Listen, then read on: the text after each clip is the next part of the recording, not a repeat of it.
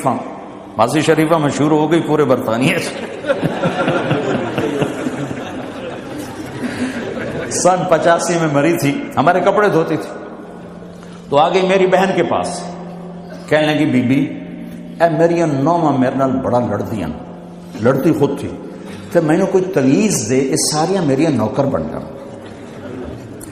دیکھو ایک بات بتا کے پھر یہ سنا، ساس سسر اور بہو یہ ایک انتہائی پینک پیدا کرنے والا رشتہ بن چکا، اس لیے کہ ساس اور سسر حد سے آگے بڑھے ہوئے ہیں ہمارے معاشرے میں۔ ساس اور سسر کا بہو پہ شرم کوئی حق نہیں، کوئی حق نہیں۔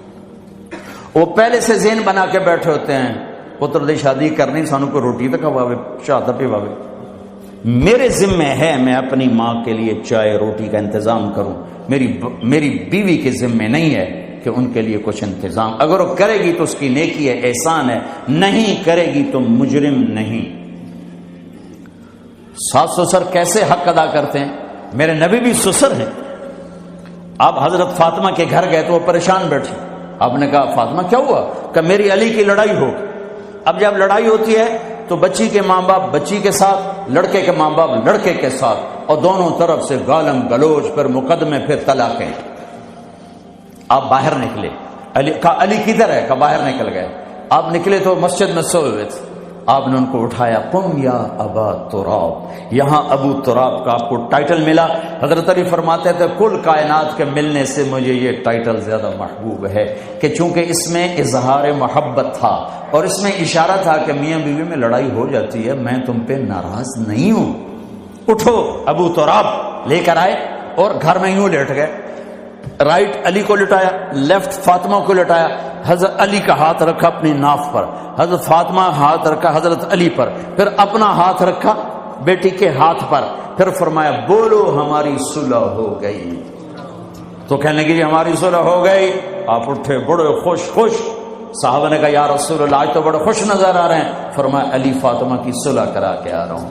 یہ ہوتا ہے ساس سسر کا کردار۔ لیکن میں بڑے درد سے کہتا ہوں، ایک عورت جب ماں ہوتی ہے تو انگ انگ سے محبت پھوٹتی ہے، وہی اب ساس بن جاتی ہے تو اس کے ایک ایک بال سے زہر نکلتا ہے۔ ایک مرد جب باپ ہوتا ہے تو شفقت کا پیکر ہوتا ہے، جب وہ سسر بنتا ہے تو ایک ظالم روپ اختیار کر لیتا ہے۔ یہ ہمارے معاشرے کے سلگتے ہوئے دکھ ہیں، ممبر سے کوئی نہیں کہتا، میں کہہ رہا ہوں، یہ میرے دین کا حصہ ہے، میرے تبلیغ کے کام کا یہ حصہ ہے۔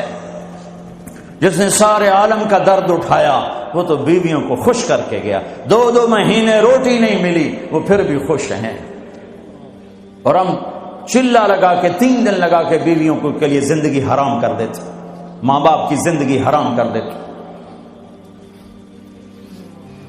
ہاں ماسی شریفہ آ گئی، بی بی تویز دے، میری نوکر بن جا۔ وہ 4 اس کے بیٹے تھے، سارے شادی شدہ۔ تو میری بہن نے ایسے نا کاغذ لیا اور اس نا لکھا کے نا اس کو ایسے رول کیا، کماسی شریفہ جس لے تیری لڑائی ہوئے نا تو اے تعویذ ایتھے رکھنا ہے۔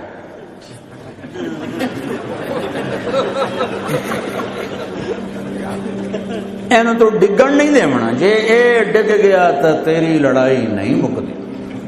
اب ہمارے ہاں تعویذ کی بڑی عقیدت ہے، اور صحیح تعویذ صحیح ہوتا ہے، نمبر 2 ہوتا ہے۔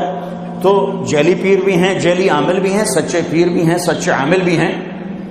تو وہ 1 ہفتے بعد آئی، کبھی بھی تو میں نے کوئی کمال دا تویت دیتا، تویت ساڑی جانگری، تو میں نے کوئی کمال دا تویت دیتا تعویذ، میری تو ساری لڑائی مک گئی۔ کیوں؟ ماسی شریفہ جی چپ ہو گئی۔ جب لڑائی ہوتی تعویذ یہاں، اب بولے کیسے؟ بولے تو تعویذ گرتا ہے، اور نہیں بولی تو لڑائی ختم ہو گئی۔ تو آج سفر کا آخری بیان ہے، یہ تعویذ میں آپ سب کو دے رہا ہوں۔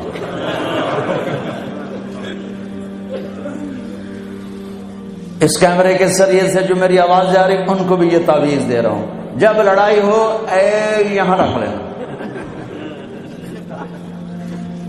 انشاءاللہ محبت ہو جائے۔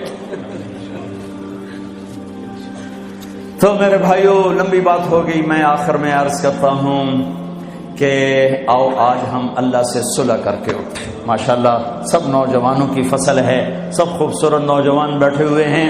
میں آپ سب نوجوانوں سے کہتا ہوں، جو دوسرے میرے بھائی بیٹھے ہیں ان سب سے، جو باہر بیٹھے ہیں ان سے، کہ آج تک جو ہوا یا اللہ معاف کر دے، اور آئندہ ہم توبہ کرتے ہیں، تیری مان کے چلیں گے. کرتے ہو نیت توبہ کی؟ کرتے ہو نیت توبہ کی؟